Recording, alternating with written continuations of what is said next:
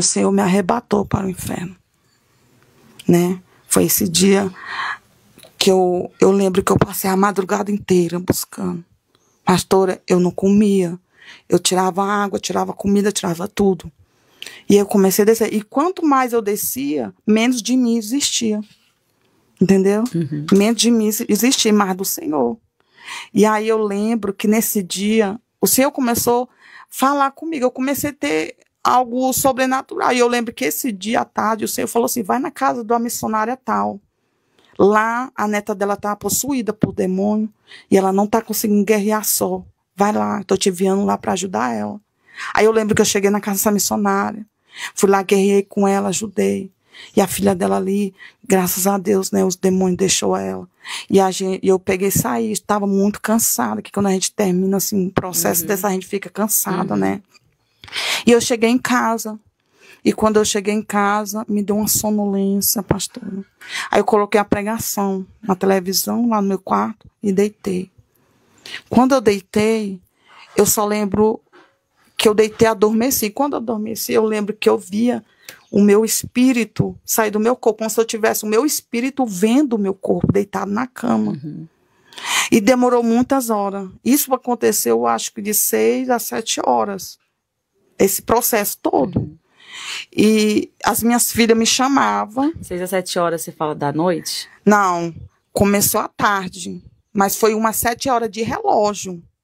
Nossa. De 6 a 7 horas de relógio. Esse processo. Tá, umas 6 a 7 horas você lá deitada. Deitada, né? E as minhas filhas me chamavam e eu não respondia, ficava ali parada. E eu vi o meu espírito saindo do corpo. O meu espírito saiu do corpo.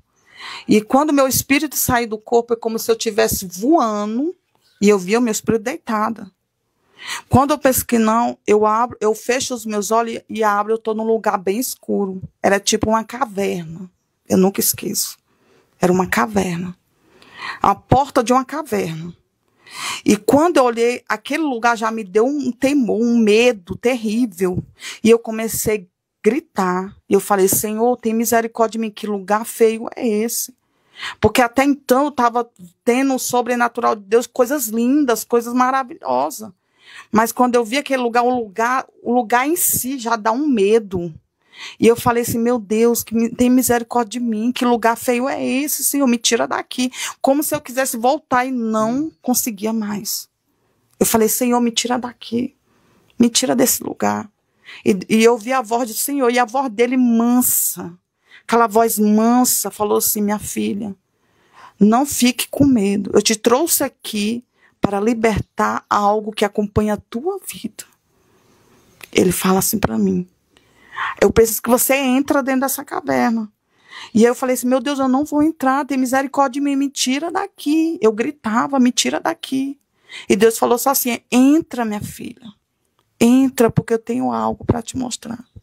Quando eu entrei, foi a cena mais terrível que eu vi, pastora. Mais terrível. Aquela lava de fogo descia. E eu lembro que eu estava descalço. E começou a queimar os meus pés. Queimava os meus pés. E eu falei, meu Deus, tem misericórdia, Senhor, tem misericórdia. Eu comecei a gritar, Deus, por misericórdia. Quando eu olho para o lado direito, eu via muita gente pelada. Uma em cima da outra. Mulheres, homens, tudo misturado. Parecendo aqueles vermes, sabe? Um em cima do outro, assim, pelado. Pelado um em cima do outro.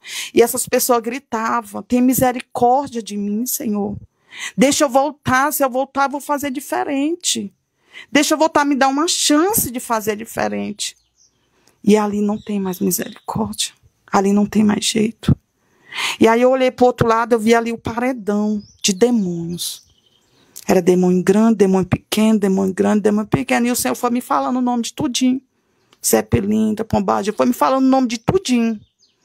Só que o Senhor falou assim, caminha. E eu sempre chorando, pedindo misericórdia para me voltar, porque eu não queria caminhar mais ali dentro. A dor era tanto que eu estava sentindo, eu chorava, pastora. Eu gritava desesperada, você não sabe que desespero é estar naquele lugar. E aí Deus falou assim, caminha. Que chega lá no final, é o demônio que eu vou te libertar. Quando eu chego lá no final, ele é uma espécie de lobo misturado com mulher. Como se tivesse assim a metade lobo, a metade mulher, um trem muito estranho. E um vestido coladinho no corpo, bem justo, curto. Os braços cheios de pulseira. O pescoço cheio de colar, a orelha cheia de brinco.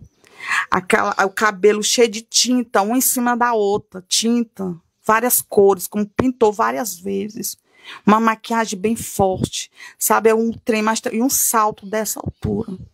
E ele virou as costas para mim quando me viu. Só que Deus falou assim, vira para ela agora. E ele obedece. Ele virou para mim. E o Senhor falou assim, minha filha, eu estou te libertando hoje desse demônio, chamado demônio da vaidade. Ele te acompanha há muito tempo. Mas hoje eu estou te libertando dele. E aí, quando ele virou para mim, Deus falou assim, eu vou te mostrar, minha filha, como é que ele age. Ele age dentro das minhas igrejas e ninguém vê. Ninguém percebe. Aí na hora apareceu tipo assim uma espécie de um telão. Eu não sei te explicar o que era. E aí eu vi uma moça bem vestida. Uma moça do cabelo bem grande, bem vestida. Uma evangélica, indo para a igreja. E lá está acontecendo o culto. E ela roda em mistério. Ela canta, ela sapateia. A presença de Deus é real na história dela. E ela vai para casa. Aí ela volta de novo, ela canta, sapateia. Aí esse demônio entra. E eu lembro que eu escuto a zoada do salto entrando dentro da igreja. Tucu, tucu, tucu, tucu, entrando. E quando entra, fica lado a lado com ela dentro da igreja. E o Senhor fala para mim assim, olha para o altar, cheio de presbíteros, pastores, missionários. Ninguém tem visão espiritual para ver. E aí entra dentro da mulher. E ela vai embora, quando ela volta totalmente diferente, outra pessoa. Muito vaidosa, muito vaidosa. E aí ela roda mistério, ela fala em língua, e o Senhor falou, não sou mais eu que está nela.